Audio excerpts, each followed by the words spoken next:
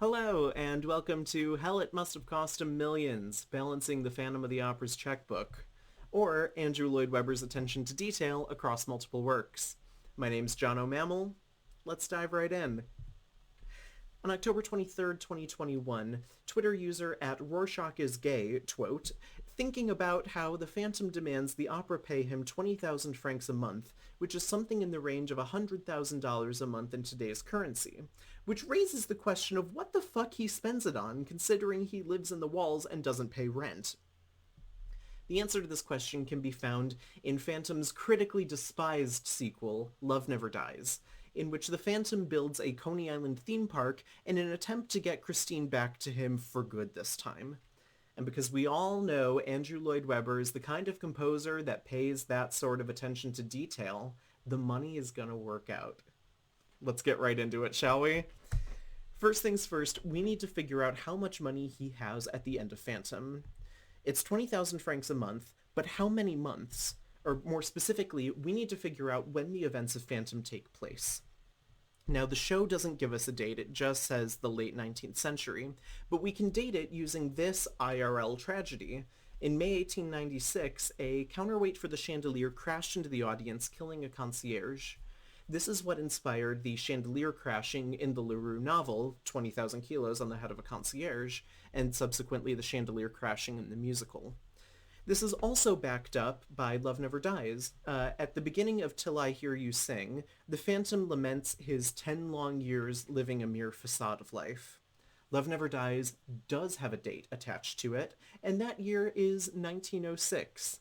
This puts the start of Phantom around April 1896, assuming a month of rehearsal in between the gala production of Hannibal and the end of Act 1 production of Il Muto.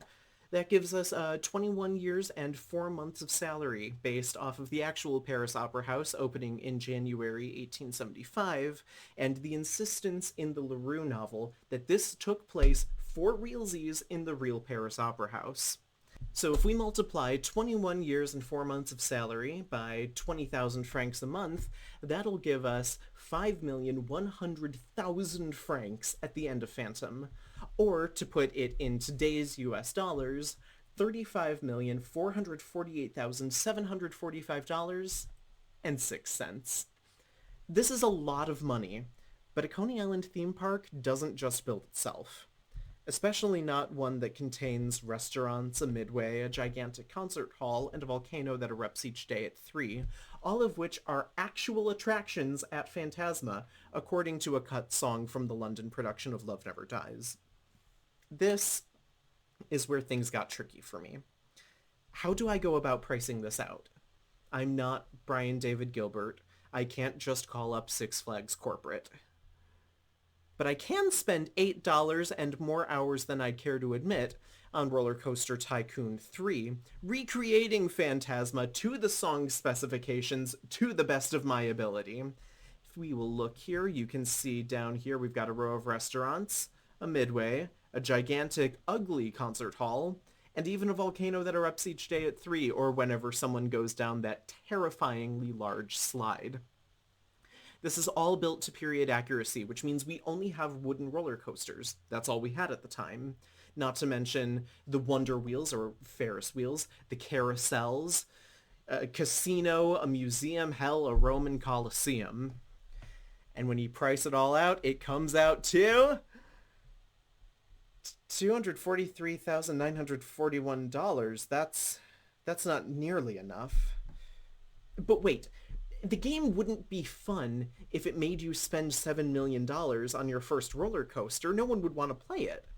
That means there's gotta be some sort of conversion factor between the game economy and our real life economy. I don't know what a carousel costs, but I can look up the price of food.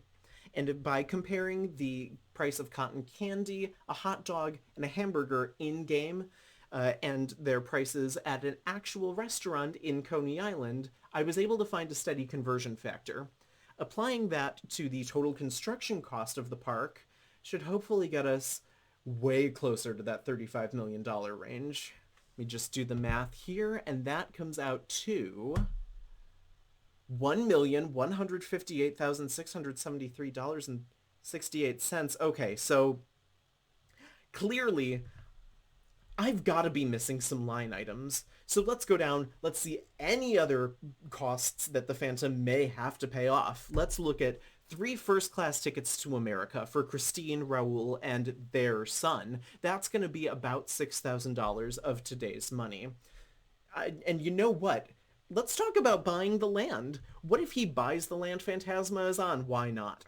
Cost of land in New York in the 1900s was $8 per square foot. Multiply that by 3 acres, which is the actual acreage of Luna Park in Coney Island, and that gives us $27,138,626.74 in 2022 US dollars. Now we're cooking.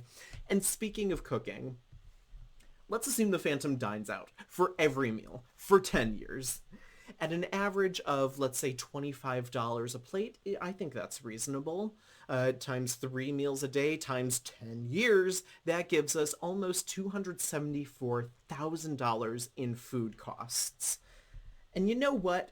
The show heavily implies that the Phantom lives on Phantasma grounds, but it doesn't say so for sure, so just to be safe, let's have him pay rent. In today's money, that would be about $600 a month, times 10 years is $72,000. And he'd want to look good, right? He's a theme park impresario trying to win back, ethically speaking, the love of his life. Let's say fancy, custom-tailored, bespoke suits. Upper range there is going to be about $4,800. Let's say he's got 10 of them so he doesn't have to go to the dry cleaner every week. And that would be another $48,000. Oh, and of course, if we're talking about cost of labor in the theme park, we got to get these 3 weirdos their equity cards. That's going to be another $5,000. And wait a minute. Wait. Heaven by the Sea specifically states the man called Mr. Y put it up in just a year, so we're looking at expedited construction costs. That's going to be 2.5 times construction cost easily, at least, which means that the park itself now costs $2,896,684.20. Yes! I knew it! I knew it! Andrew Lloyd Webber, you do not miss, not even once.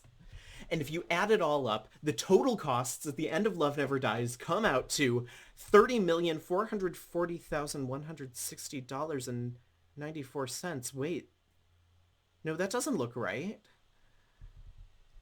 In conclusion, the Phantom could have built Phantasma and lived extravagantly for 10 years and still had over $5 million left over? No, that can't be, because one of the big reveals at the end of Love Never Dies is that Meg Giry went into sex work in order to help finance the park.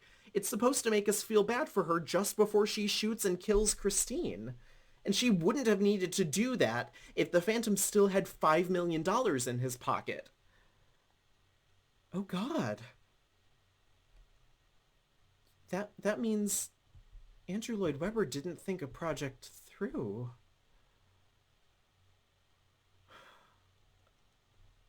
I'm sorry, Baron Lloyd Webber. I really tried. I failed you. Jono, Jono, don't think that I don't care, but every hope and every prayer rests on you now. I won't fail you, sir.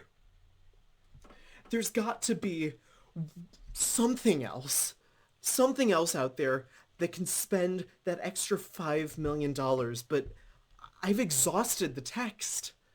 I can't find anything else in Love Never Dies that would cost that kind of money. God, even just one more item is all I need. One more item. That's it. I can solve this budget in one more item. Your good name is intact, sir. I present to you the item that solves the Phantom of the Opera's budget and balances his checkbook.